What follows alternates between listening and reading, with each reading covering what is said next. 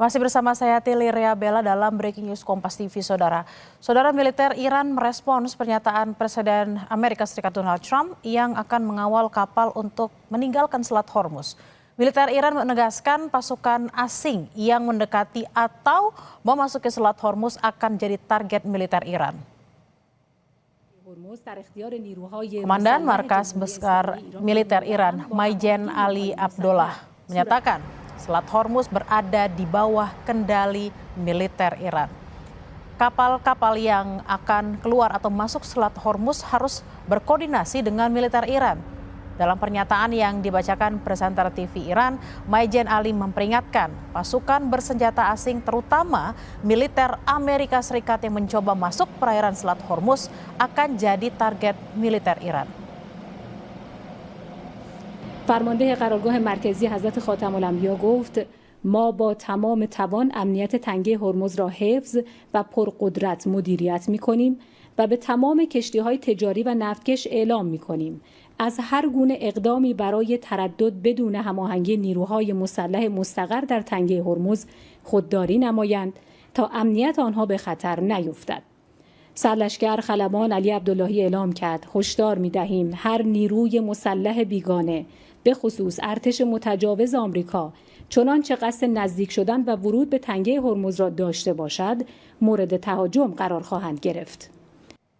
Pakar Hubungan Internasional UNPAR Julius Purwadi menilai upaya Amerika Serikat untuk membebaskan kapal-kapal yang terjebak di Selat Hormuz melalui operasi Project Freedom tidak akan efektif. Langkah ini justru berpotensi meningkatkan eskalasi konflik mengingat sensitivitas Selat Hormuz sebagai jalur vital distribusi energi global. Kita lihat inisiatifnya kan kemarin hari tanggal 4 ya, dan media internasional melihat melalui satelit apakah ada pergerakan kapal-kapal tanker ya, termasuk kapal-kapal niaga gitu, dan bersih ya, masih belum ada. Itu artinya apa? Belum ada yang berani ngambil risiko ya, didampingi oleh Amerika Serikat.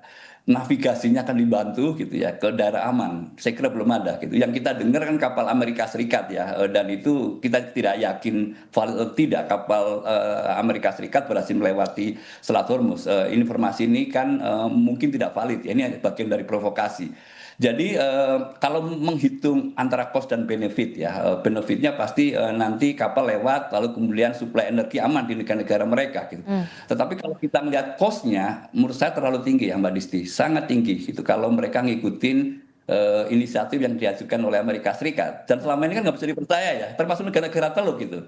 Negara-negara teluk termasuk Uni Emirat Arab kan sudah ancang-ancang juga gitu. Karena nanti deployment-nya kan lewat Abu Dhabi gitu ya, Dubai gitu ya. Dan ini sudah ada warning, ancaman sangat serius terhadap rudal Iran, dan itu sah ya menurut Iran. Siapapun negara yang menyediakan basis militer lalu kemudian menjadi tempat untuk deployment akan menjadi target Iran.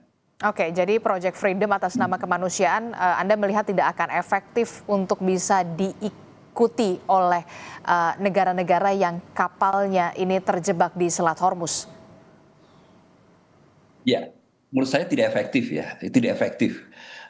Kalau ini disebut sebagai strategi memaksa Iran untuk kembali ke perundingan, respon Iran sudah sangat jelas. Dia menawarkan inisiatif yang lebih baik, membuka Selat Hormuz, aman gitu ya. Dan membuka Selat Hormuz, tinggal Amerika Serikat membuka blokade. Itu paling aman gitu ya. Lalu kemudian berunding. Iran siap untuk itu gitu. Tetapi tampaknya Amerika Serikat kan nggak tertarik dengan tawaran yang lebih berperi kemanusiaan ya gitu ya. Menyelamatkan awak-awak kapal yang 2 bulan sudah kapalnya sudah terjebak atau terperangkap kalau bahasa Amerika Serikat ya di Teluk Persia. Itu lebih aman gitu. Tapi kenapa Amerika Serikat memakai cara-cara yang resikonya lebih tinggi gitu? Kebayang tidak efektif lah. Tidak efektif kalau memaksa Iran, tidak efektif juga kalau mau mengurangi dampak dari risiko kontrol Selat Hormuz ya. Risiko terhadap harga energi, risiko terhadap pangan gitu, lalu pupuk itu kan juga diomongkan oleh Trump ya gitu. Tapi saya enggak ya, dan itu bisa membawa situasi ke jurang yang lebih berat ya, yaitu perang terbuka gitu di antara dua pihak ini. Kalau Amerika Serikat mau gitu, berani gitu ya. Sementara itu, Saudara, pengamat Timur Tengah Faisal Assegaf menilai Iran sudah tidak peduli dengan beragam ancaman yang dilancarkan Presiden Amerika Serikat Donald Trump. Posisi Iran justru dinilai kian menguat seiring dengan makin terbatasnya ruang pengambilan keputusan Amerika Serikat. Perang ini Iran sudah melecehkan Amerika sebagai negara superpower karena kenapa? Bayangkan apapun ancaman yang dilakukan Trump itu Iran tidak peduli. Ketika Trump mengancam akan membuka paksa Selat Hormuz, ternyata sampai sekarang pun Trump tidak berani melakukan itu. Sekarang dengan sandi operasi kebebasan atas nama kemanusiaan, saya yakin itu tidak akan berani. Kenapa? Karena ada rekam jejaknya sebelumnya selama 2 bulan perang ini. Ketika terjadi perundingan di Islamabad bulan lalu, itu di tengah perundingan, di hari ketika perundingan itu, kalau tidak salah Sabtu kalau tidak salah, itu perundingan, ada 2 kapal perusak Amerika mencoba menerobos Selat Hormuz. Itu pun berhasil diusir, diberi peringatan, ditembak, itu akhirnya 2 kapal perusak Amerika mundur, tidak berani melanjutkan untuk masuk ke Selat Hormuz. Dan kemarin pagi itu ada kapal perang Amerika namanya USS Canberra, itu diserang dengan 2 peluru kendali anti kapal yang dilakukan oleh Iran. Ini kabarnya itu terkena kapal tapi belum tahu. Tapi ada klarifikasi dari Komando Pusat Amerika yang membantah bahwa kapal itu diserang. Tapi dia tidak dia tidak membantah kapal itu diserang, tapi dia membantah kapal itu terkena serangan peluru kendali dari Iran, peluru kendali anti kapal. Artinya begini, apapun ancaman dari Amerika, Iran tidak peduli, Iran tidak gentar, bahkan Iran sudah membuktikan bahwa mereka berani menghadapi Amerika, yaitu tadi dengan 2 kapal perusak, terus juga saat kemarin pagi dan sejak semalam Selat Hormuz sudah ditutup total oleh Angkatan Laut Garda Revolusi Islam Iran.